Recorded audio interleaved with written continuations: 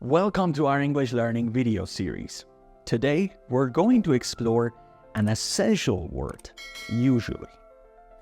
Whether you're just starting out on your English journey or looking to refine your skills, understanding how to use usually correctly will help you express yourself clearly in everyday conversations. So let's dive in and discover how to use usually effectively in your sentences.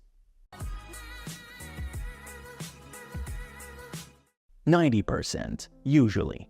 Usually is used to express something that happens most of the time, but not always.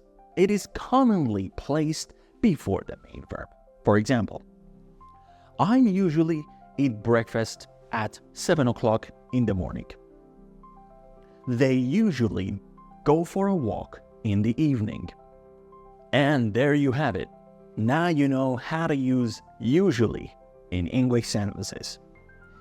Remember, the word usually is a powerful word that helps us talk about things that happens most of the time, but not always. So keep practicing, and soon enough, using usually will become second nature to you. Keep up the great work and happy learning.